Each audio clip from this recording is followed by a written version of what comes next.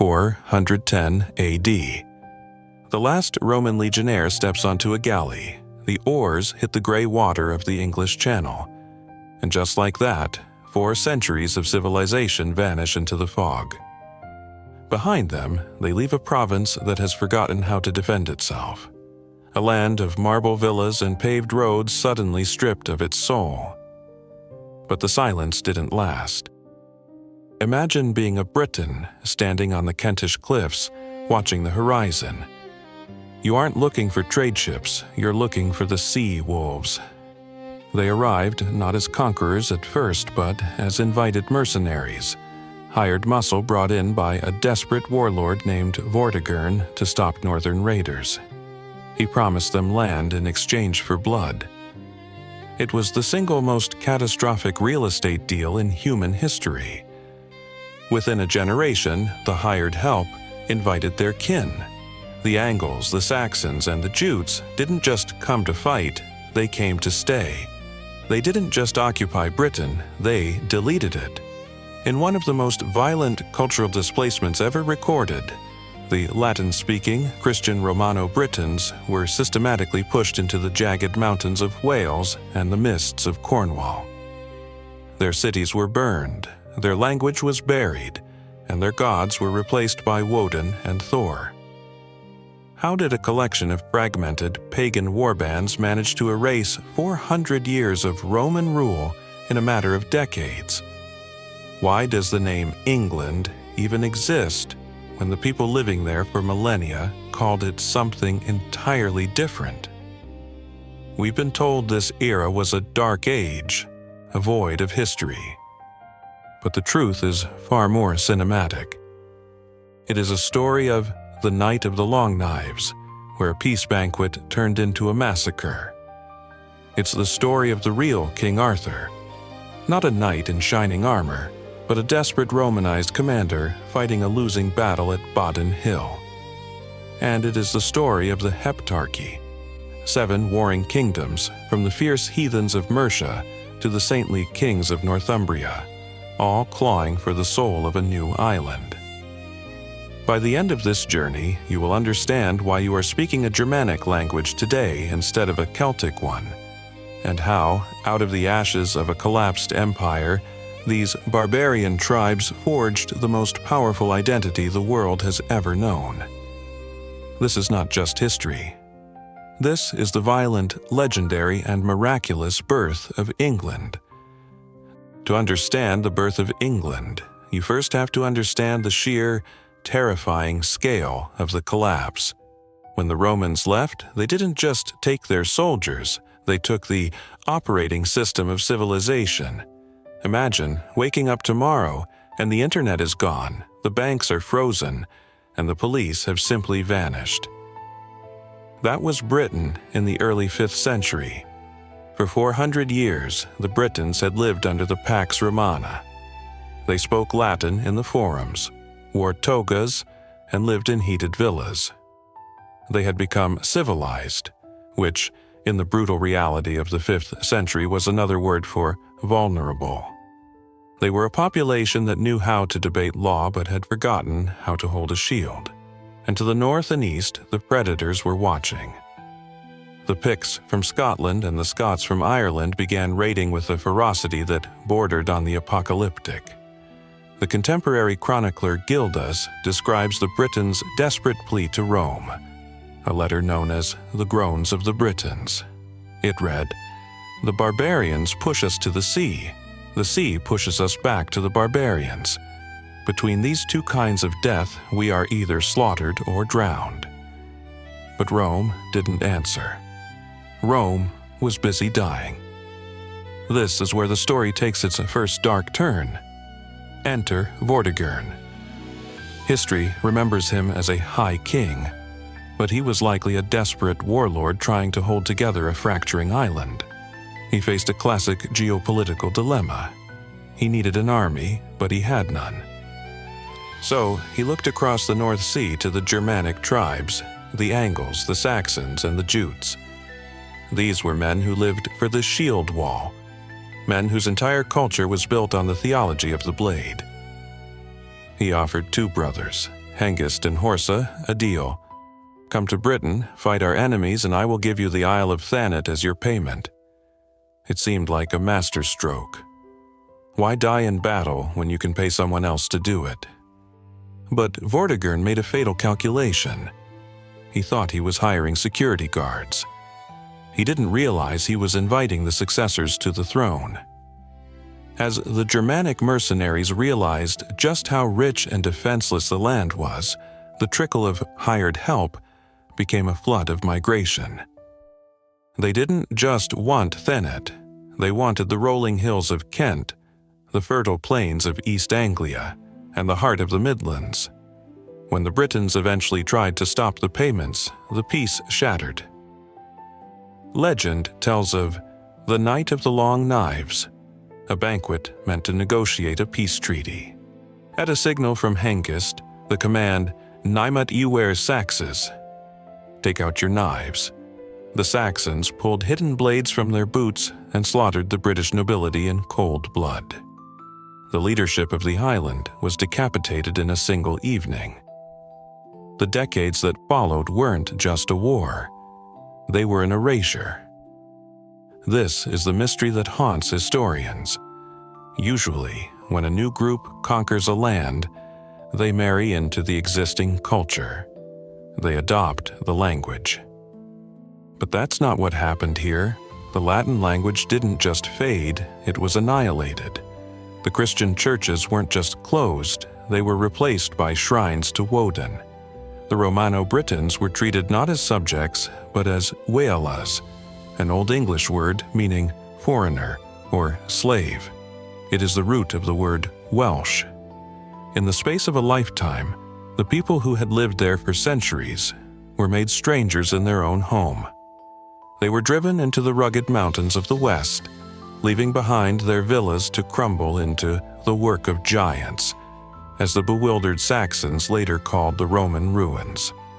By the year 500, Britain was a fractured mosaic of tribal war zones. It looked as though the Germanic tide would swallow the entire island.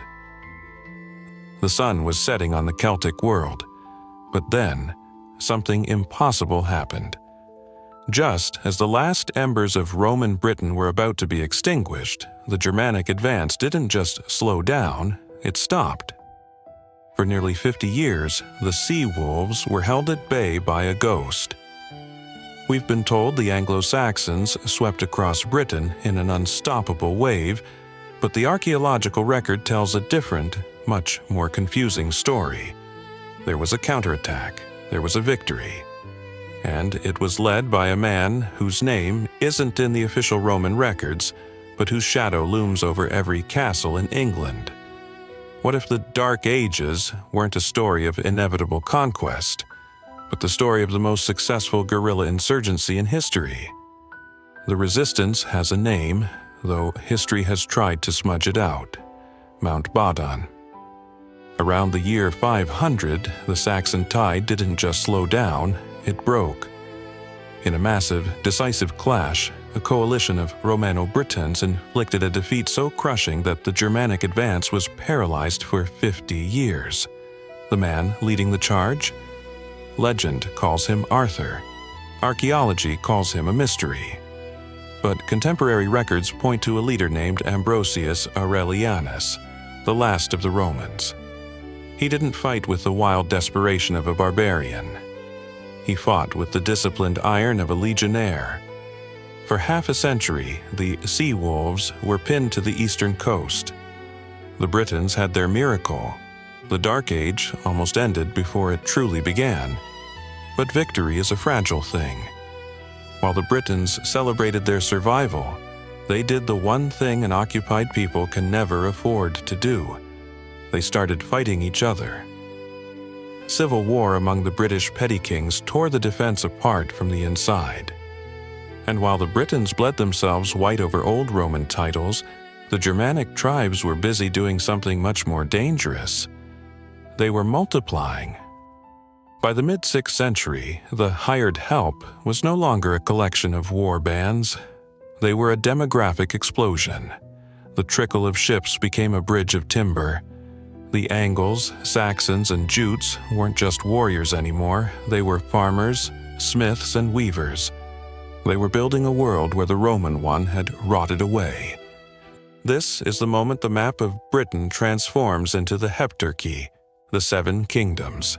In the south, you had the Jutes in Kent and the Saxons in Sussex, Essex, and Wessex. In the east and north, the Angles carved out East Anglia, Mercia, and Northumbria. These weren't just provinces, they were rival ethno-states, each led by a warlord king, who traced his lineage back to the god Woden. But the most terrifying of these wasn't found on the coast. It was born in the marches, the brutal, disputed borderlands of the Midlands. They called it Mercia. Under a king named Penda, Mercia became the hammer of the north. Penda was the last great pagan king of the English, a man who viewed the emerging Christian faith as a disease of the weak. He didn't just fight for land, he fought for the old gods. He turned the battlefield into a sacrificial altar, slaying Christian kings like Oswald of Northumbria, and literally dismembering their bodies as offerings. Penda's rise proved one thing: the era of Britons versus Saxons was over. This was now a cage match between Germanic brothers. The prize, the title of Bretwalda, the wide ruler of Britain.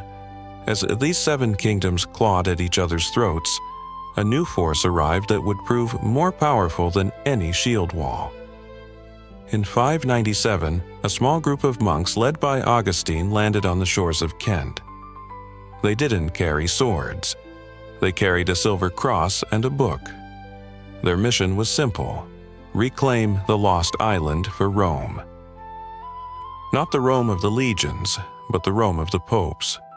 The conflict that followed wasn't just about territory. It was a war for the English soul. On one side, the fierce, honor-bound paganism of the Mead Hall, where the only immortality was a glorious death in battle. On the other, the literate, structured, and international world of Latin Christianity. The kings of the Heptarchy faced a brutal choice: convert and gain the literacy, administration, and divine legitimacy of the church, or stay pagan and remain a barbarian in the eyes of the world. The conversion wasn't a peaceful Sunday service. It was a tactical, bloody chess match. When King Edwin of Northumbria converted, he didn't just change his prayers, he changed the geopolitical alignment of the north. His enemies saw it as a betrayal of the ancestors. His allies saw it as the future. By the mid-7th century, the pagan shrines were being smashed, but the Germanic warrior spirit didn't vanish. It simply changed its clothes. The same men who once chanted to Woden were now building stone cathedrals, yet they still decorated their Bibles with the same intricate, swirling, beast-style art they once put on their sword hilts. You can see this fusion in its most breathtaking form at Sutton Hoo. In 1939, archaeologists uncovered a 90-foot ship buried beneath the Suffolk soil. It was the tomb of an Anglo-Saxon king, likely Raedwald of East Anglia. Inside was a hoard of gold and garnets that rivaled the treasures of the pharaohs. But look closer at the famous Sutton Hoo helmet. It is Roman in shape, but Germanic in soul. It is a mask of iron and silver, a face that demands fear and respect. This wasn't the work of Dark Age savages. This was the high watermark of a sophisticated, wealthy, and terrifyingly efficient warrior elite. The Anglo-Saxons had won. The Britons were now confined to the fringes of the West, their language and culture surviving only in the mountains of Wales. The Latin operating system was gone, replaced by a Germanic code. But just as the Heptarchy began to stabilize, just as these seven kingdoms began to coalesce into something that looked like a single nation, the horizon changed once again.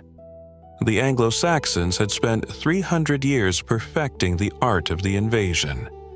They had forgotten what it felt like to be the prey. They had built their cathedrals and their counting houses, thinking they were the new masters of the island. They were wrong. In the year 793, the monks at the island monastery of Lindisfarne looked out at the North Sea. They saw sails, not the slow, heavy merchant ships they were used to, but long, lean, dragon-headed hulls that moved with the speed of a predator. The sea wolves had returned. But this time, the Anglo-Saxons weren't the ones on the ships. They were the ones standing on the cliffs, watching their world prepare to burn. The Viking Age had arrived, and it would push the newly born England to the absolute brink of extinction. But out of this new fire, one kingdom and one king would do the impossible. To understand how England survived, we have to look at the only king in English history to be called the Great. And we have to ask, how do you stop an enemy that doesn't want your land, but wants your blood? The Viking storm that broke over Lindisfarne in 793 wasn't just a raid, it was a reckoning. For centuries, the Anglo-Saxons had been the predators, the sea wolves who had torn the throat out of the Roman Briton. Now, they were the prey. The great heathen army that followed didn't just want gold. They wanted the very soil the Saxons had stolen from the Britons. One by one, the great kingdoms of the Heptarchy, Northumbria, East Anglia, and the mighty Mercia crumbled into ash. The Germanic experiment in Britain was minutes away from midnight. By 878, England existed only in a swamp.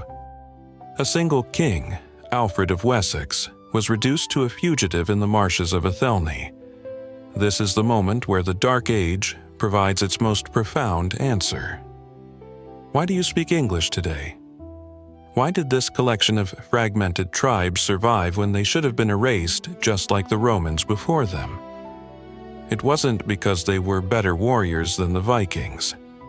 It was because, in the face of annihilation, they finally realized they weren't just West Saxons or Mercians anymore. They were Angel-Sin, the English people. Alfred the Great did something no Roman emperor or British High King had managed. He weaponized the English language and the Christian faith to create a shared soul. He didn't just build fortresses, he built schools. He didn't just translate the Bible, he translated the very idea of a nation. He looked at the Roman ruins littering the landscape, those works of giants, and realized that stones don't make a civilization. People do.